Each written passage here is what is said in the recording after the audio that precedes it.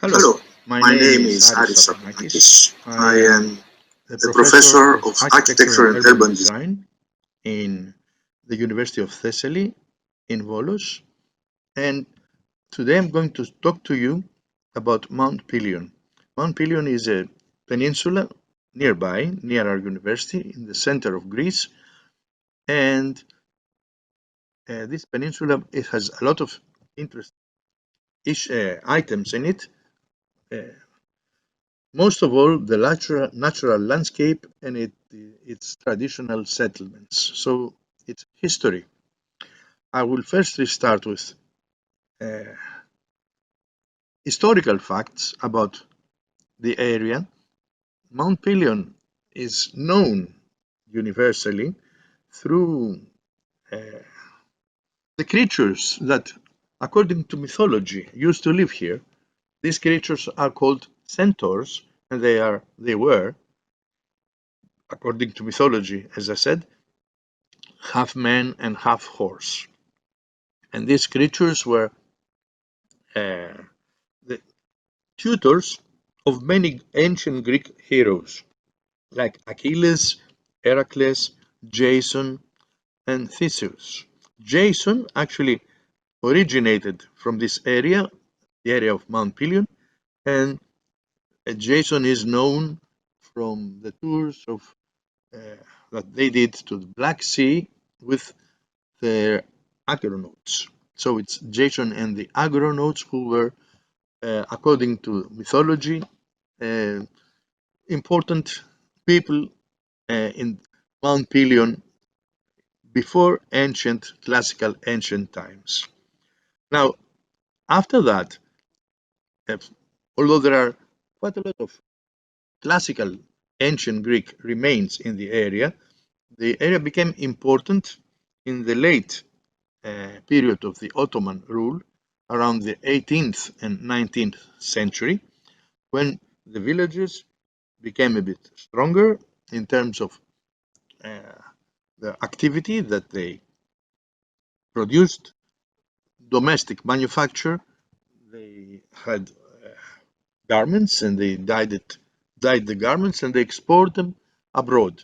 So they flourished in a relevant sense of the word, and they the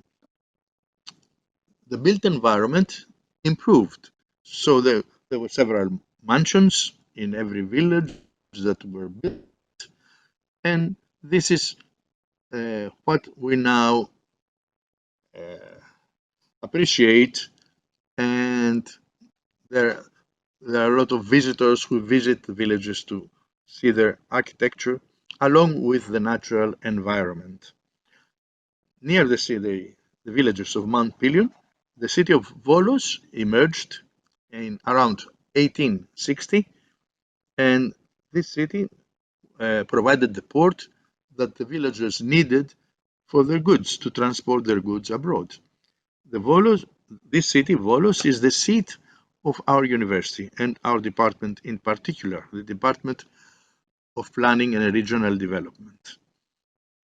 Now, talking about the landscape of Mount Pelion, it's interesting to see the rare geomorphology it has because it's mountainous and it's full of enclaves, most of them forest-clad with lots of water, and the whole setup, the whole, uh, let's say, uh, geomorphological and natural environment is adjacent to the sea, and that makes it more interesting. So you have interesting views to the sea, and in all that, there are distinct but subtle traces of human activity that blends exceptionally well with the natural environment.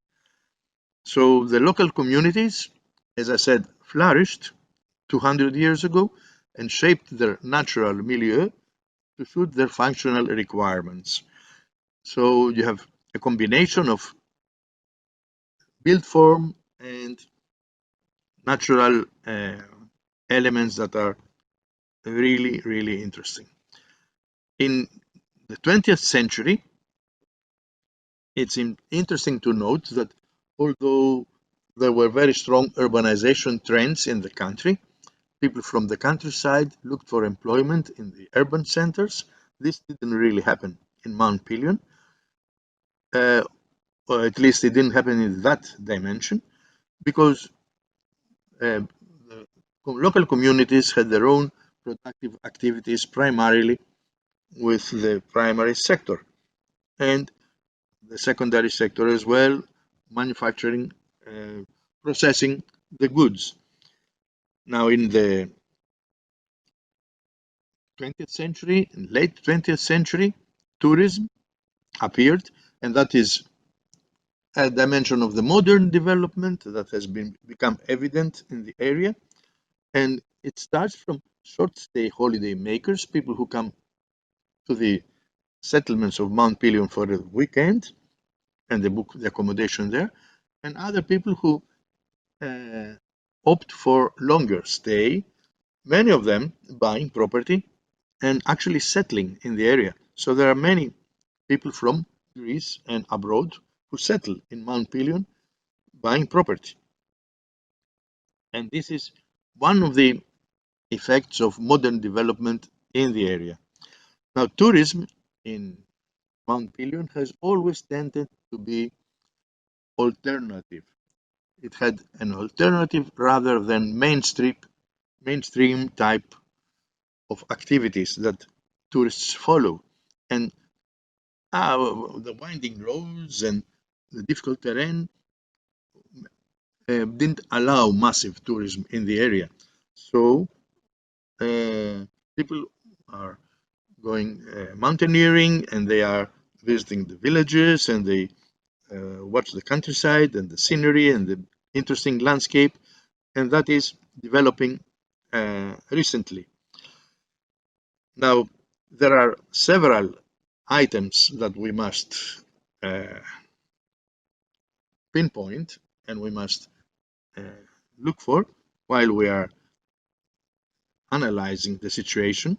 One has to do with the built environment. And there is a typology of the traditional architecture, the morphology of forms, built form in Mount Pelion, as this has been recorded and taken down by scholars earlier. And of course, the use of stone and wood is important. Buildings are solid and they are simple but fairly big structures. And when I say buildings, I mean residences, housing, and in most cases, it's mansions that are interesting. Now, there is a typology of the architecture of Mount Pelion that is threatened by development, and this modern development, as I said, tourism is a strong force in all that. But it's not only tourism, it's people who move to Mount Pelion and they build new houses. And new houses have to be in the local style, the local typology. And we have examples where new houses deviate from the typology that they should follow. And there are some aspects of that deviation that we may say that they are accepted, while others are not really accepted. And in a sense, that's a question that for everyone to think about.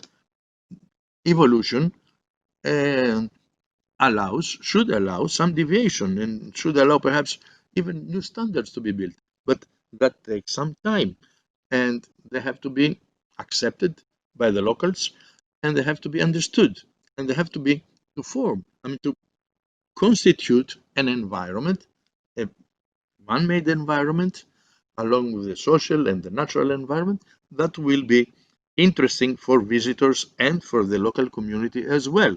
So the limits to that deviation must be, we must be careful about taking care of these limits.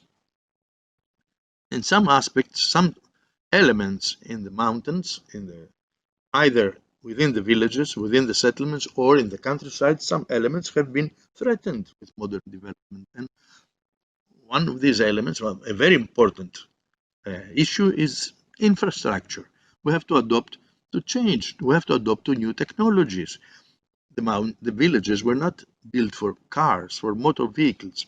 They were built for pedestrians and donkeys carrying goods, not uh, cars. And actually, they were built on slopes. So you'd rather have steps and not tarmac climbing up the slope. So there are some limits to what interventions we can do with this environment, the traditional environment that we want to keep. And in many cases, modern development has been against all that. For instance, there have been new routes in a village constructed only to lead to a house, a newly built house of someone who has spent a lot of money and he wants to be properly serviced with access to his property. And there are a lot of issues we can go in detail, but not in the time period that I have at hand. And they have to do with, as I said, the pressures exerted by modern development to the village. Now, to conclude, we must understand that it's not only a matter of evident traits in the environment that have changed, it's also a matter of social issue, of people having changed.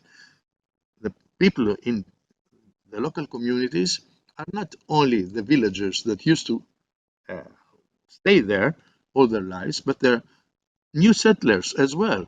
Many of them are not Greek at all, and a lot of them respect the local uh, philosophy and they adopt the customs of the villagers, but many of them don't.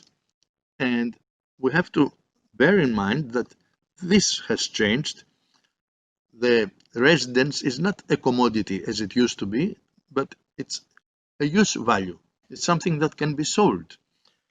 And property values have been boosted by excessive development, even wiping out agriculture. A field that used to raise olive trees, it makes more profit when it is sold or developed in tourism for tourist purposes, and if it operates as a guest house, or if houses are sold as holiday homes. So you have more seasonal visitors than you have villagers, and this is a different uh, approach to the way that communities and the whole peninsula, Mount Pelion Peninsula, will operate. So one must have that in mind and come to a conclusion about what to do with the broader sensitization and substantial participation of all the residents in Mount Pelion, including the permanent visitors. Thank you very much.